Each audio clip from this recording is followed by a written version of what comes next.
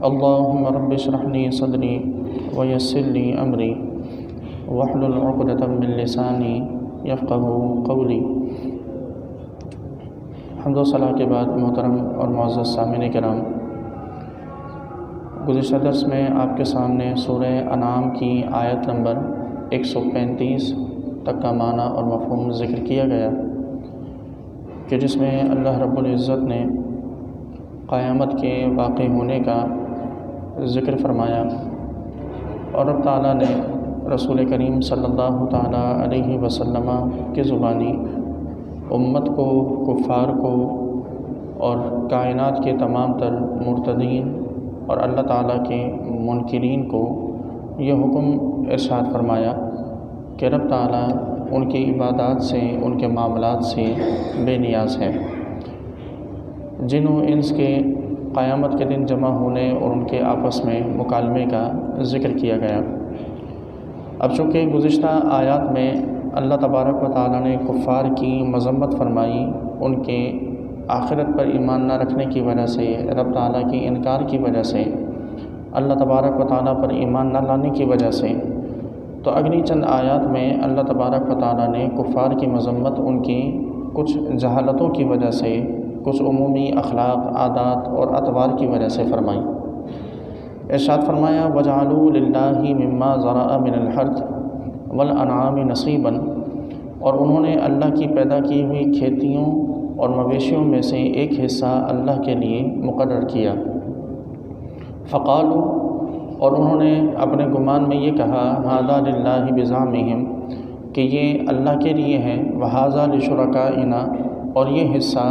ہمارے شریکوں کے لیے یعنی بتوں کے لیے ہے۔ فما کان لشرکائہم،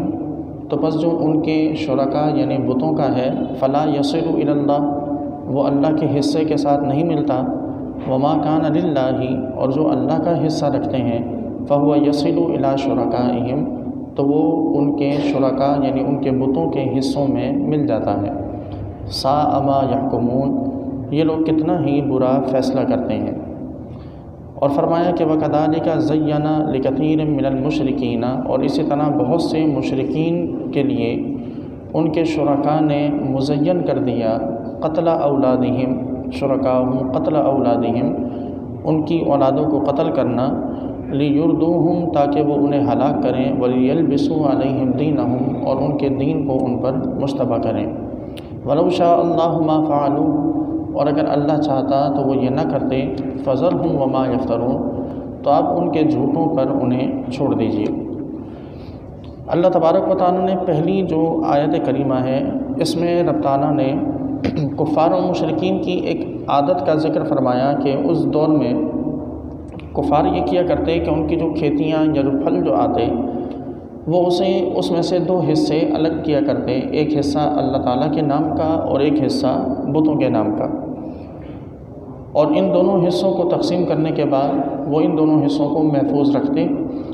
اب ان کے اس تقسیم کے بارے میں اللہ رب العزت نے فرمایا کہ یہ کتنی ہی بری تقسیم ہے، یعنی وہ تمام تر کھیتی اور وہ تمام تر فصل یا تمام تر جو پھل ہیں جنہیں وہ تقسیم کر رہے ہیں، وہ تمام تو اللہ تعالیٰ کا ہے، اور اللہ تعالیٰ نے اسے تخلیق فرمایا، رب تعالیٰ نے اسے پیدا فرمایا، اللہ کے فضل سے ان کے پاس یہ چیزیں آئیں، لیکن وہ اس میں سے اپنے بتوں کا حصہ رکھ رہے ہیں۔ تو رب تعالیٰ نے فرمایا کہ ساء ما یحکمون، کتنا ہی برا فیصلہ ہے، یعنی کتنی ہی بری تقسیم ہے جو وہ کر رہے ہیں۔ جن بتوں کا اس میں ذرہ برابر کوئی نام نہیں، نہ ان بتوں نے ان پھلوں کو پیدا کیا، نہ ان بتوں نے اس فصل کو اور کھیتیوں کو پیدا کیا، ان کے لیے پھر حصہ نکالنا، ان کے لیے پھر حصہ رکھنا، تو یقیناً یہ جہالت ہے، جہالت کے سوا کچھ نہیں۔ تو اللہ تعالیٰ نے اسی کے متعلق ارشاد فرمایا۔ پھر دوسرا یہ کہ وہ ان میں مزید یہ جہالت کا کام کیا کرتے کہ جو اللہ تعالیٰ کے لیے جو حصہ رکھا جاتا اور جو بتوں کے لیے جو حصہ رکھا جاتا، اس میں اگر کبھی انہیں ہیر پھیر کرنے کی ضرورت پڑتی تو اللہ کے حصے میں ہیر پھیر کیا کرتے، بتوں کا حصہ ویسا کا ویسا ہی محفوظ رکھتے۔ جیسا کہ مثال کے طور پر قحط کا دور آ جاتا تو اگر کھانے کی ضرورت پڑتی تو اللہ کے حصے میں سے نکال لیتے۔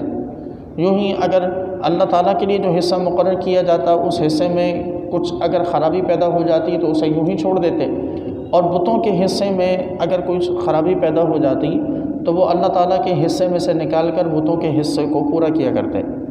یوں ہی اگر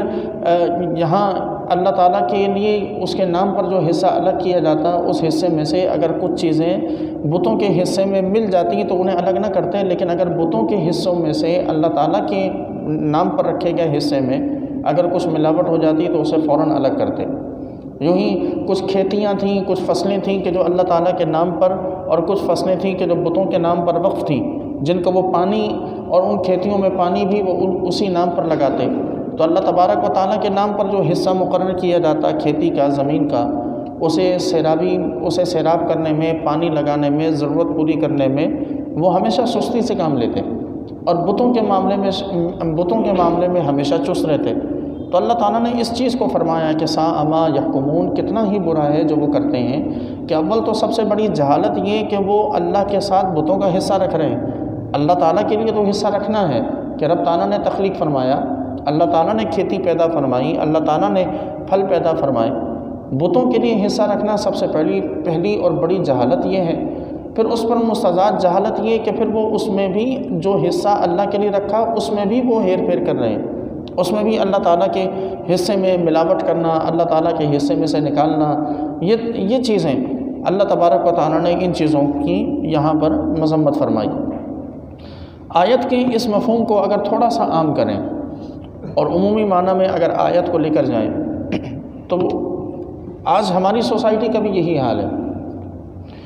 ہم اور آپ دیکھتے ہیں کہ رب تعالیٰ کے نام پر جو عبادتیں یا اللہ تعالیٰ کے نام پر جو رقم نکالنے کا معاملہ ہوتا ہے، اللہ تعالیٰ کے نام پر جو صدقہ کرنے کا جو معاملہ ہوتا ہے، ہمیں ہمیشہ اس صدقے کے اس معاملے میں ہمارے دل بڑے کھنچے رہتے ہیں، اور بعض اوقات شیطان ایسے فتنے میں ایسی سوچ میں مبتلا کر دیتا ہے کہ ہم صدقہ کرتے ہوئے، اچھی خاصی رقم نکالتے ہوئے ہم اپنا ہاتھ روک لیتے ہیں۔ یا تو شیطان ہمیں فقر سے ڈرا دے گا، یا شیطان ہمیں جو ہے وہ اس معاملے سے، اس بات سے ڈرائے گا کہ اللہ تعالیٰ کی بارگاہ میں تو کم بھی کیا جائے تو بھی مقبول ہی ہے، تو اتنا زیادہ کرنے کی کیا ضرورت ہے۔ تو یہ چیزیں آج اس آیت کو اگر عمومی معنی میں لیا جائے تو یہ چیزیں آج ہماری سوسائٹی میں بھی پائی جاتی ہیں کہ ہم نے اللہ تبارک و تعالیٰ کے لیے مثال کے طور پر اگر کچھ حصہ مقرر کر رکھا ہے، یہاں وہ لوگ زیادہ قابل، ان لوگوں کے لیے یہ زیادہ لمحہ فکریہ ہے کہ جو ہر مہینے یا ہر سال زکوٰۃ کے علاوہ اپنے مال میں سے کچھ حصہ، جو کچھ پرسنٹیج یا کچھ حصہ فکس کر رکھا ہوتا ہے اللہ تعالیٰ کے لیے، یہ ان کے لیے زیادہ معاملہ یہاں سنجیدہ ہے کہ وہ شیطان انہیں بڑا ورغلاتا ہے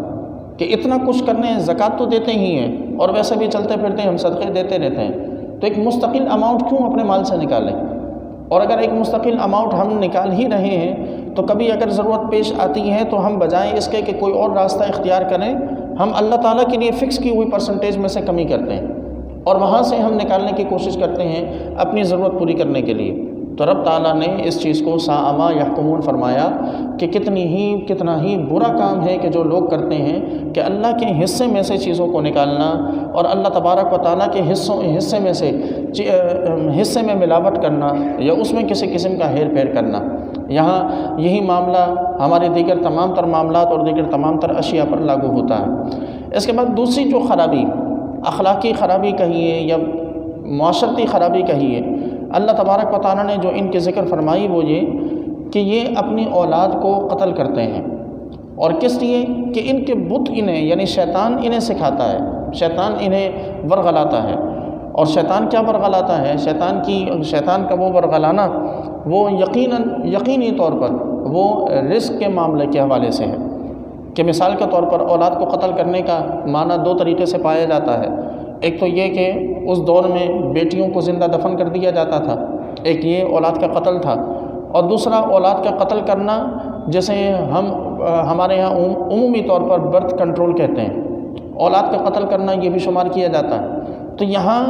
ان چیزوں کے حوالے سے رب تعالیٰ نے ذکر فرمایا کہ وہ لوگ اولاد کو قتل کرتے ہیں، یعنی بیٹیوں کا زندہ دفن کرنا وہ بھی قتل، اور برتھ کنٹرول کرنا وہ بھی قتل، یہ دونوں چیزیں کرنا اللہ تبارک و تعالیٰ نے فرمایا کہ شیطان نے ان کو سکھایا۔ اور شیطان کیوں سکھاتا ہے؟ بیٹیوں کا قتل شیطان نے ورغلایا کہ بیٹیوں کی پیدائش پر، پھر ان کی پرورش پر محنت بہت ہے، پھر ان سے جو ہے وہ مستقل طور پر کوئی نفع بھی نہیں، کہ ایسا بھی نہیں کہ انہوں نے مستقل ساتھ رہ کر ہماری دیکھ بھال کرنی ہو، خدمت کرنی ہو، بالآخر چلے جانا ہے رخصت ہو کر۔ پھر ان کی وجہ سے معاشرے میں شرمندگی کا خوف، ان کی وجہ سے معاشرے میں عار کا خوف، تو شیطان ورغلا کر لوگوں کو آمادہ کرتا رہا کہ وہ اپنی بیٹیوں کو زندہ دفنائیں، اور عرب سوسائٹی میں یہ رواج پڑ گیا کہ عرب میں کوئی بھی شخص اپنی بیٹی جب پیدا ہوتی تو اسے زندہ دفن کر دیا کرتا، اور بیٹیوں کا باپ کہلانا لوگوں کے لیے شرمندگی کا باعث تھا۔ یہ جہالت آج ہمارے یہاں بھی کچھ خاندانوں میں پائی جاتی ہے کہ جہاں عورتوں کو صرف طلاق اس وجہ سے ہو جاتی ہیں کہ ان کے ہاں بیٹے نہیں پیدا ہوتے، بیٹیاں ہی تسلسل کے ساتھ پیدا ہوئیں تو ہمارے یہاں طلاقیں ہو جاتی ہیں۔ تو یہ وہ بیٹیوں کی وجہ سے عار سمجھنا، بیٹیوں کی وجہ سے شرمندگی محسوس کرنا، یہ کیا ہے؟ یہ زمانہ جاہلیت کا طریقہ ہے، یہ کفار اور مشرکین کا طریقہ ہے کہ جن کو اللہ تبارک و تعالیٰ نے جن کا یہاں پر جن کی مذمت فرمائی ہے، جن کا اللہ تبارک و تعالیٰ نے یہاں پر رد فرمایا۔ آپ دیکھیے نا کہ رسول اللہ صلی اللہ تعالیٰ علیہ وسلم نے آج کے فیمنسٹ جو ہیں وہ اسلام پر اعتراض کریں کہ اسلام نے عورتوں کو کیا حق دیا، تو اسلام کو 14 صدیاں بیچ سے اگر مائنس کر دیجئے تو پیچھے عورتوں کو پھر زندہ دفن کرنا ہی بچتا ہے، یا پھر اگر وہاں عرب میں چلے جائیں تو عورت کو زندہ دفن کرنا، اور اگر آپ بر صغیر میں آ جائیں تو عورت کا اپنے شوہر کے ساتھ ستی ہو جانا۔ یہ دونوں رسمیں ہم دیکھ چکے کہ اسلام سے پہلے یہ دونوں رسمیں سوسائٹی میں موجود تھیں، اور یہ دونوں چیزیں اسلام سے پہلے موجود تھیں کہ ہندوازم میں عورت کو اپنے شوہر کے ساتھ زندہ جلا دیا جانا یہ باقاعدہ وفا کی نشانی اور اخلاص کی محبت کی نشانی سمجھا جاتا تھا، اور عرب معاشرے میں عورت کو پیدا ہوتے ہی زندہ دفن کر دینا غیرت کی علامت سمجھا جاتا تھا۔ آپ اسلام کو درمیان سے مائنس کریں تو پھر یہ دو چیزیں ہی بچتی ہیں کہ ایک وہ عورت کے جو پیدا ہوتے ہی مار دی گئی، اگر وہ بچ جائے تو پھر وہ بڑے ہونے کے بعد، شادی کے بعد خدا نخواستہ شوہر اگر مر جائے تو شوہر کے ساتھ چتا میں زندہ جلا دی جائے۔ تو یہ دونوں چیزیں اسلام ہی تو تھا کہ جس نے ان دونوں چیزوں سے عورت کو نکالا، اور مقام کیا دیا، عزت کیا دی۔ رسول کریم صلی اللہ علیہ وسلم نے فرمایا کہ کوئی شخص جسے اللہ تعالیٰ 3 بیٹیاں دے اور وہ ان 3 بیٹیوں کی اچھی پرورش کرے اور اچھی پرورش کے ساتھ ان کا نکاح کرے، حضور علیہ الصلوۃ والسلام نے ارشاد فرمایا کہ کل بروز قیامت میں اور وہ جنت میں اس طرح ہوں گے۔ آپ نے 2 انگلیوں سے اشارہ کر کے فرمایا کہ جس طرح 2 انگلیوں کا آپس میں قریبی فاصلہ ہوتا ہے، آپس میں قرب ہوتا ہے، کل بروز قیامت وہ اور میں اس طرح ہوں گے۔ پھر کسی نے عرض کی یا رسول اللہ صلی اللہ علیہ وسلم اگر کسی کی 3 بیٹیاں نہ ہوں، 2 ہوں، تو حضور نے فرمایا جس کی 2 ہوں اس کا بھی یہی اجر۔ پھر کسی نے عرض کی یا رسول اللہ اگر کسی کی 1 ہو، حضور نے فرمایا جس کی 1 ہو اس کا بھی یہی معاملہ ہے۔ تو یہ اسلام نے مقام دیا نا کہ بیٹی کی پرورش کو رحمت قرار دیا۔ آپ علیہ الصلوۃ والسلام نے، آپ صلی اللہ تعالیٰ علیہ وسلم نے جو حضرت فاطمہ کو جو مقام و رتبہ دیا کہ سیدہ کائنات سیدتنا فاطمہ الزہرا رضی اللہ تعالیٰ عنہا حضور کی بارگاہ میں آ رہی ہیں، اس سے پہلے کائنات نے کب ایسا دیکھا تھا کہ بیٹی باپ کے پاس آئے تو باپ کھڑے ہو کے عزت سے استقبال کرے؟ یہ تو کائنات نے اسلام میں دیکھا نا۔ رسول اللہ صلی اللہ علیہ وسلم نے عمل کر کے دکھایا کہ بیٹی باپ کے پاس آ رہی ہے، بجائے اس کے کہ بیٹی جو ہے وہ عزت و تکریم کرے، لیکن یہاں معاملہ یہ ہے کہ والد بھی کھڑے ہو کے استقبال کر رہا ہے، اور والد بھی کون؟ جو سرور انبیاء ہے، اور وہ کائنات کی سب سے بزرگ ہستی، کائنات کی سب سے معزز ہستی اپنی بیٹی کے استقبال کے لیے کھڑے ہو کر ہمیں سکھا رہے ہیں نا کہ اسلام نے عورت کو، اسلام نے بیٹی کو رتبہ اور مقام کیا دیا۔ اب پھر دیکھیے کہ کوئی شخص اگر حضور کی بارگاہ میں سوال کرتا ہے کہ یا رسول اللہ صلی اللہ علیہ وسلم میرے حسن سلوک کا سب سے زیادہ مستحق کون ہے؟ آپ صلی اللہ علیہ وسلم ارشاد فرماتے ہیں تمہاری ماں۔ پھر ارشاد فرمایا، پھر عرض کی گئی یا رسول اللہ اس کے بعد؟ پھر فرمایا کہ تمہاری ماں۔ پھر تیسری بار پوچھا کہ یا رسول اللہ اس کے بعد؟ پھر فرمایا کہ تمہاری ماں۔ پھر چوتھی بار پوچھا یا رسول اللہ اس کے بعد؟ پھر ارشاد فرمایا کہ تمہارا باپ، یعنی باپ سے 3 گنا زیادہ خدمت کا حقدار قرار دیا ہے ماں کو۔ یہ اسلام نے عورت کو مقام دیا۔ پھر ماں کہ جسے بازاروں میں اس دور میں بیچا جاتا تھا، آپ عرب کی تاریخ کو اٹھا کر دیکھیے کہ ماں کیا چیز تھی۔ ماں کو باپ کے انتقال کے بعد وراثت میں تقسیم کیا جاتا تھا، ماں ایک مال کی طرح، چیز کی طرح وراثت میں تقسیم ہوتی تھی، اور سوتیلی ماؤں کو لوگ بازاروں میں باقاعدہ بوریاں لگا کر بیچا کرتے تھے۔ یہ اس دور میں معاملہ تھا۔ اسلام آیا تو اسلام نے کیا کیا؟ اسلام نے آتے کے ساتھ ہی حکم دیا کہ جنت جو ہے وہ ماؤں کے قدموں تلے ہے، اور یہاں والدہ کی عزت اللہ تبارک و تعالیٰ اور رسول اللہ صلی اللہ تعالیٰ علیہ وسلم نے عطا فرمائی۔ پھر وہ جو مائیں جو وراثت میں تقسیم ہوتی تھیں، باپ کے انتقال کے بعد بیٹا نکاح کر رہا ہے، نہ نسب کا احترام نہ ولادت کا احترام، اسلام نے اس سے منع کیا، اور اسلام نے واضح طور پر ارشاد فرمایا کہ ان عورتوں سے نکاح کرنا حرام ہے تمہارے لیے جن سے تمہارے باپوں نے نکاح کیا ہو۔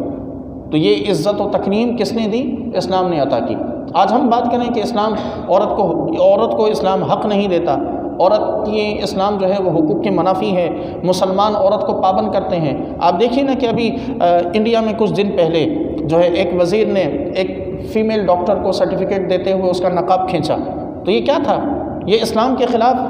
ایک پروپیگنڈا ہے۔ اسلامی نقطہ نظر، اسلامی پردہ، اسلامی احوال، اسلامی معاملات، یہ ان کے خلاف اٹیک کرنا کہ اسلام کیوں پردے کا حکم دیتا؟ اسلام نے پردے کا حکم اس لیے دیا کیونکہ عورت اتنی قابل عزت چیز ہے، اتنی قابل عزت چیز ہے کہ وہ اس قابل ہے ہی نہیں کہ ہر بندہ اسے دیکھ سکے۔ وہ اس قابل اسلام نے نہیں بنایا، اتنی عام چیز نہیں بنائی کہ روڈ پر چلتا ہوا، سڑک پر چلتا ہوا جو بندہ جس کا دل چاہے عورت کو دیکھتا پھرے۔ اسلام نے اسے بڑی احترام کی قابل چیز بنایا۔ اس کی ایک مثال میں آپ کو دیتا ہوں کہ اللہ رب کائنات نے رسول اللہ صلی اللہ تعالیٰ علیہ وسلم کو اپنا دیدار کرایا۔ ہم تمام مسلمان رب کائنات کے دیدار کے مشتاق ہیں کہ ہم نے اللہ تبارک و تعالیٰ کا دیدار کرنا ہے، لیکن وہ کب ہوگا؟ وہ ایک مخصوص جگہ پر ہوگا جا کر، اور وہ ہے جنت۔ اگر رب تعالیٰ کا دیدار یہاں دنیا میں ہر اہل غیروں کو نصیب ہو جائے تو اہمیت نہ ختم ہو جائے۔ اہمیت تبھی تو ہے کہ اس کے لیے جنت میں پہنچنا بڑا ضروری ہے۔ ہم نے ساری زندگی عمل کرنا ہے اگر رب کا دیدار کرنا ہے، ساری زندگی ہم نے محنت کرنی ہے کہ ہم جنت میں پہنچیں تاکہ ہمیں اللہ کا دیدار ہو۔ اسلام نے بلا تشبیہ و بلا مثال عزت و تکریم سے عورت کو نوازا ہے کہ پردہ عورت کے لیے پابندی نہیں، پردہ عورت کے لیے باعث عزت ہے۔ پردہ عورت کے لیے ذلت نہیں بلکہ پردہ عورت کے لیے باعث ادب اور باعث احترام ہے۔ اور ہم نے اسی چیز کو جو ہے ہمارے یہاں پروپیگنڈا بنایا جاتا ہے، اسلام کے خلاف انہی چیزوں پر آواز اٹھائی جاتی ہے کہ اسلام جو ہے وہ آزادی نہیں دیتا۔ اچھا چلے مانا کہ اسلام جو ہے وہ آزادی بالفرض نہیں دیتا، بالفرض نہیں دیتا، تو یہ جو فیمنسٹ ہیں جن کے ہاں یہ کہنا ہے کہ ہم جو ہیں وہ یہ چاہتے ہیں کہ عورت اپنی مرضی کا لباس پہنے، ہم یہ چاہتے ہیں کہ عورت اپنی مرضی کا لباس پہنے، اس پر کوئی لباس تھوپا نہ جائے، تو سوال تو ان سے بھی بنتا ہے کہ انڈیا میں وہ جو ڈاکٹر تھی، فیمیل ڈاکٹر، اپنی مرضی سے نقاب لگا کے آئی تھی، تو اس کا پھر نقاب کھینچا کیوں گیا؟ پھر پابند کیوں کیا گیا اسے کہ نقاب اور حجاب اتارے؟ وہاں مرضی کیوں نہیں چلنے دی گئی؟ یہاں ہمارے یہاں اگر کوئی عورت اپنی مرضی سے حجاب کرتی ہے تو پھر اس کے حجاب کا، اس کے نقاب کا مذاق کیوں اڑایا جاتا؟ پھر اسے کیوں نہیں آزادی دی جاتی کہ وہ اپنی مرضی سے جس جگہ جہاں چاہے وہ اپنی مرضی سے جو ہے وہ حجاب کرے؟ ہمارے ہاں ایک عرصے تک مختلف اسکولز میں حجاب و نقاب پر پابندیاں لگائی گئیں۔ کیوں لگائی گئیں؟ اگر آپ عورت کو اس کی مرضی سے جینے کا حق دیتے ہیں تو پھر یہ پابندیاں کیوں کہ وہ نقاب نہ لگائے؟ اس کی مرضی ہے، جب نعرہ یہی ہے کہ اس کا جسم اس کی مرضی، تو پھر اس پر خود بھی تو عمل ہونا چاہیے نا کہ عورت کی مرضی، وہ اپنے جسم پر جو چاہے، پھر اسلامی لباس پہننا چاہے تو اسلامی لباس پہنے، پھر اسلامی لباس پہننے پر اعتراض کیوں؟ مسئلہ یہی ہے کہ یہ سمجھ میں آتا ہے کہ یہ عورت کے حقوق کی بات نہیں ہے، یہ سارا کا سارا پروپیگنڈا اسلام کے خلاف ہے، یہ سارا کا سارا پروپیگنڈا اسلام کے مقابلے میں ہے۔ تو اس لیے اللہ رب العزت نے اس چیز کا ذکر فرمایا کہ عورت کے لیے بیٹی کو زندہ دفن کر دینا یا اولاد کو قتل کر دینا، یہ کیا ہے؟ یہ شیطان کا ورغلبہ ہے، یہ شیطان نے ورغلایا، شیطان نے انہیں سکھایا۔ اچھا، اب دوسری بات کہ جو عمومی طور پر ہمارے ہاں کی جاتی ہے وہ برتھ کنٹرول کے حوالے سے، اس کی مختلف صورتیں، مختلف چیزیں ہمارے ہاں اویلیبل ہیں اور مختلف پروسیس ہیں برتھ کنٹرول کے حوالے سے۔ اور ہمارے یہاں ایک چیز یہ کی جاتی ہے، اور ہر کچھ عرصے کے بعد ٹیلی ویژن پر، ٹی وی پر، سوشل میڈیا پر ہمارے ہاں جو ہے وہ ایک مہم چلائی جاتی ہے خاندانی منصوبہ بندی کی، جسے ہمارے ہاں ٹائٹل دیا جاتا ہے کہ بچے دو ہی اچھے۔ تو یہ شرعی اعتبار سے کیا ہے، اس کا شرعی حکم کیا ہے؟ تو سب سے پہلے تو ہمیں یہ جاننا ضروری ہے۔ یاد رکھیں کہ رزق کے خوف کی وجہ سے، رزق کی تنگی کے خوف کی وجہ سے اولاد کو قتل کرنا یہ کفار کا طریقہ رہا ہے، اللہ نے اس کا ذکر فرمایا۔ برتھ کنٹرول کرنا اگر کسی اور سبب سے ہے تو وہاں جواز کی صورتیں شریعت نے دی ہیں، لیکن برتھ کنٹرول اگر اس وجہ سے ہے کہ خاندانی منصوبہ بندی کا شکار ہم ہو جائیں، اور وہ بھی اس وجہ سے کہ رزق کے اسباب کے وسائل نہیں ہیں، تو صرف اس وجہ سے اگر کیا جائے اور مستقل کیا جائے تو یقیناً یہ پھر حرام کے زمرے میں ہے۔ اسلام اجازت دیتا ہے برتھ کنٹرول کی۔ مثال کے طور پر کسی خاتون کو اگر آپریشن سے اگر بچوں کی ولادت ہوتی ہے تو ایک لمٹ ہو جاتی ہے کہ جس کے بعد ڈاکٹرز منع کر دیتے ہیں کہ اب اگر آپریٹ ہوا تو جان کو خطرہ ہے، تو وہاں اسلام اجازت دیتا ہے کہ مستقل طور پر ایسا کوئی عمل اختیار کر لیا جائے کہ جس سے اب حمل نہ ٹھہرے اور جان کو خطرہ نہ ہو۔ یوں ہی اگر تسلسل کے ساتھ ولادت ہے اور عورت کے ساتھ ہاتھ بٹانے والا کوئی نہیں تو وہاں اسلام اجازت دیتا ہے کہ تھوڑا سا وقفہ کر لیا جائے تاکہ ایک بچہ تھوڑا بڑا ہو جائے اور پھر دوسرے بچے کی ولادت ہو، تاکہ تسلسل کے ساتھ ولادت کی وجہ سے نہ عورت ڈسٹرب ہو اور نہ اس کے گھر میں کسی قسم کی پریشانی ہو۔ یوں ہی مرد میں شہوت زیادہ ہے، وہ اپنی عورت سے زیادہ نفع اٹھانا چاہتا ہے، اور اس پروسیس کی وجہ سے یعنی حمل کی وجہ سے کچھ ماہ ایسے آتے ہیں کہ جن میں مرد کو عورت سے دور رہنا پڑتا ہے اور یہ مدت مرد کے لیے مشکل ہو جاتی ہے، تو وہاں اسلام اجازت دیتا ہے کہ مرد جو ہے وہ اپنی عورت سے زیادہ نفع اٹھانے کے لیے کچھ عرصے کے لیے وقفہ دے دے۔ مستقل اجازت نہیں ہے، مستقل صرف ان کنڈیشنز میں اجازت ہے کہ جہاں پر، بلکہ وہاں تو واجب ہے، اسلام کہتا ہے کہ وہاں ضروری ہے۔ مثال کے طور پر کوئی ماہر ڈاکٹر اگر کہہ دے کہ اب اگر بچے کی ولادت ہوئی تو عورت کی جان کو خطرہ ہے، تو وہاں اسلام کہتا ہے کہ واجب ہے کہ اب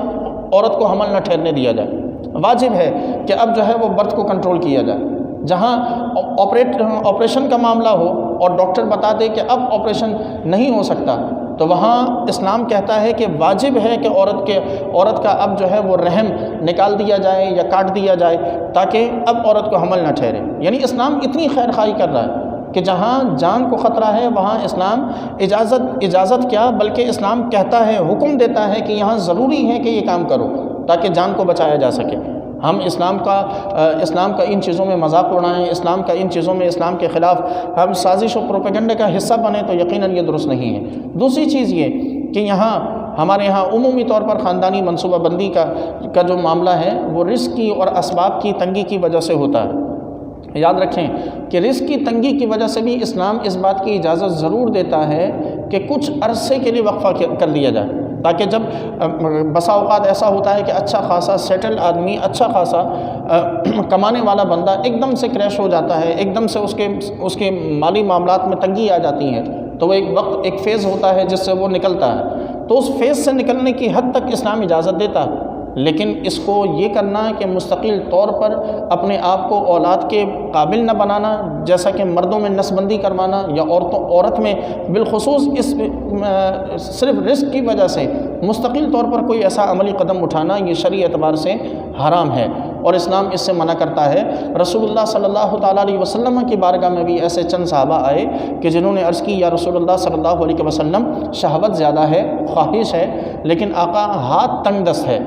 اور ہم نکاح نہیں کر سکتے، تو ہمیں اجازت دیجیے کہ ہم نسبندی کروا لیں۔ رسول اللہ صلی اللہ تعالیٰ علیہ وسلم نے اس سے منع فرمایا اور آپ صلی اللہ علیہ وسلم نے انہیں روزے کثرت کے ساتھ رکھنے کا حکم ارشاد فرمایا۔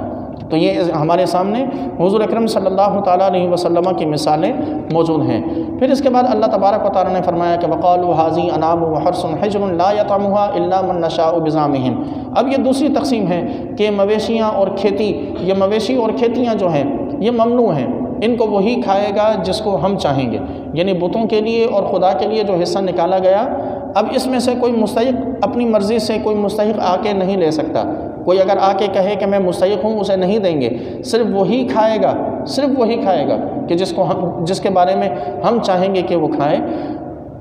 اور کہا کہ وَأَنْعَامٌ حُرِّمَتْ ظُهُورُهَا وَأَنْعَامٌ لَا يَذْكُرُونَ اسْمَ اللَّهِ عَلَيْهَا افْتِرَاءً عَلَيْهِ، اور بعض مویشیوں پر، بعض جانوروں پر سواری حرام کی گئی اور بعض جانوروں پر ذبح کے وقت یہ اللہ کا نام نہیں لیتے، اللہ تعالیٰ پر افترا کرتے ہوئے، جھوٹ باندھتے ہوئے۔ سَيَجْزِيهِمْ بِمَا كَانُوا يَفْتَرُونَ، اللہ تبارک و تعالیٰ ان قریب ان کو ان کے جھوٹوں کی سزا دے گا۔ یعنی یہ چیزیں بھی، یہ تقسیم بھی ان کی اپنی جانب سے ہے کہ کوئی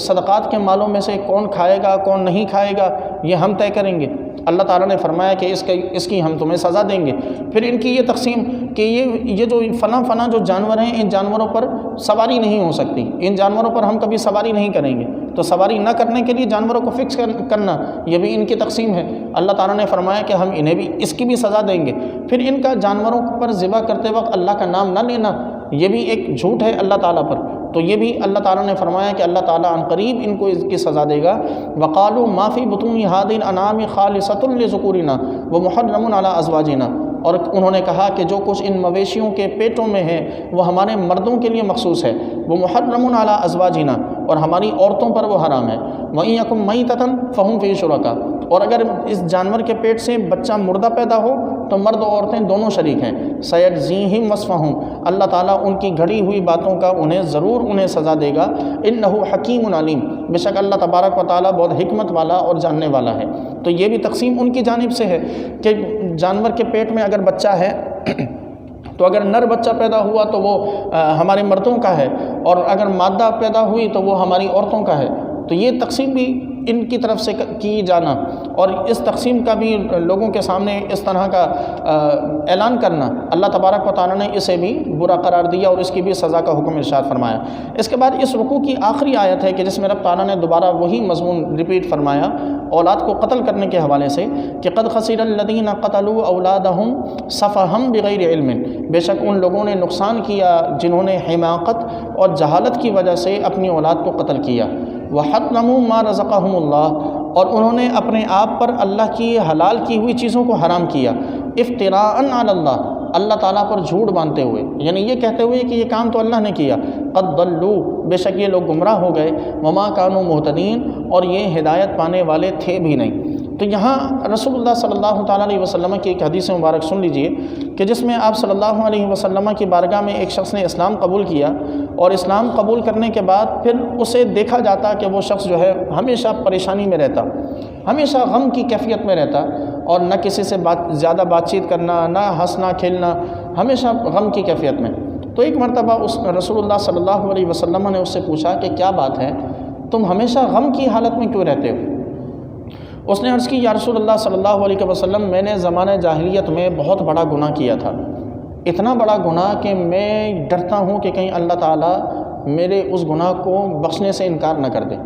اگرچہ میں مسلمان ہو چکا ہوں۔ حضور نے ارشاد فرمایا کہ مجھے بتاؤ کہ وہ گناہ، ایسا گناہ کیا ہے، اتنا کون سا بڑا گناہ ہے؟ تو اس نے عرض کی یا رسول اللہ، میں ان لوگوں میں سے تھا کہ جو اپنی بیٹیوں کو زندہ دفن کرتے تھے،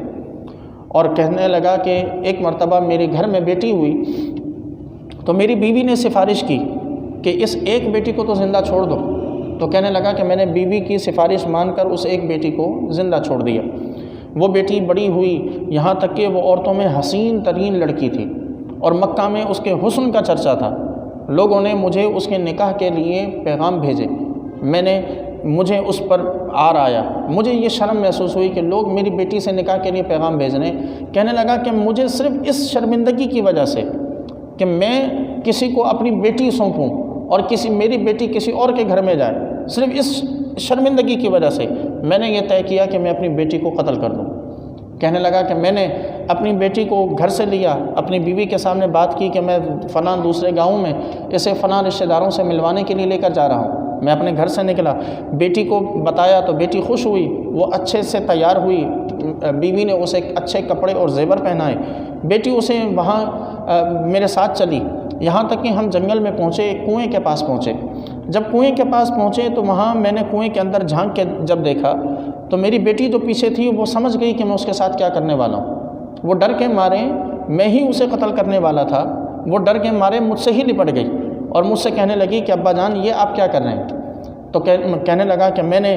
مجھے اس پر بڑا رحم آیا، میں نے اسے چھوڑ دیا۔ پھر مجھ پر شیطان نے دوبارہ مجھے ورغلایا، میں نے پھر کنویں میں جھانکا، کنویں میں دیکھا تو وہ پھر سے رونے لگی، لیکن شیطان مجھ پر غالب آیا اور میں نے اسے کنویں میں دھکا دے دیا، اور وہ کنویں میں جا گری۔ کنویں میں گرتے ہوئے اس کی چیخوں کی آواز میں آج تک نہیں بھول پایا، اور کہنے لگا کہ یا رسول اللہ صلی اللہ علیہ وسلم، وہ کنویں کے اندر گرتے ہوئے بھی چلا رہی تھی کہ اے میرے باپ، تو نے مجھے قتل کیا۔ تو رسول اللہ صلی اللہ تعالیٰ علیہ وسلم کے سامنے جب اس کا ذکر ہوا تو آپ صلی اللہ علیہ وسلم اور وہاں جتنے اصحاب بیٹھے تھے، حضور کے جتنے صحابہ تھے، وہ سب رونے لگے، اور حضور نے ارشاد فرمایا کہ اگر مجھے اسلام قبول کرنے سے پہلے کیے ہوئے کسی گناہ پر سزا دینے کی اجازت ہوتی تو میں تجھے اس گناہ پر ضرور سزا دیتا۔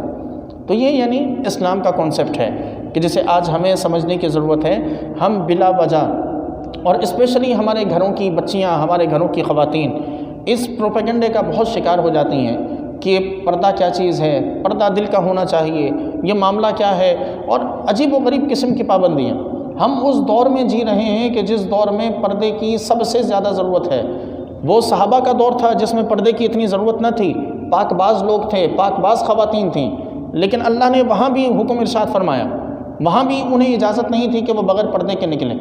آج جس دور میں ہیں، اس دور میں تو پردے کی سب سے زیادہ ضرورت ہے کہ جس دور کے اندر ماموں سے اپنی بھانجی کی عزت محفوظ نہیں، جس دور میں چاچا سے اپنی بھتیجی کی عزت محفوظ نہیں، ہم تو اس دور میں ہیں کہ جس دور میں باپ سے اپنی بیٹی کی عزت محفوظ نہیں۔ ہم کہاں کی بات کر رہے ہیں؟ اس دور میں ہم کہیں کہ نہیں پردہ نہیں ہونا چاہیے، پردہ دل کا ہوتا، تو اس دور میں تو ہمیں حد سے زیادہ پردے کی اور حد سے زیادہ اپنی عزتوں کو محفوظ رکھنے کی ضرورت ہے۔ تو لیکن ہم ظاہر سی بات ہے کہ ہم ہر چمکتی ہوئی چیز کو سونا سمجھ کر اس کے پیچھے چلنے کے عادی ہیں، اور بعد میں جب نقصان ہوتا ہے تو پھر اسلام کو کوستے ہیں کہ اسلام کی وجہ سے ایسا ہوا، حالانکہ اسلام نے تو 14 صدیہ قبل ہمیں ہمارے اچھا اور برا دونوں چیزوں سے باخبر کر دیا تھا۔ خالق کائنات سے دعا ہے کہ پروردگار ہم سب کو عمل کی توفیق مرحمت فرمائے۔ الحمدللہ رب العالمین والعاقبۃ للمتقین والصلاۃ والسلام علی اشرف الانبیاء والمرسلین۔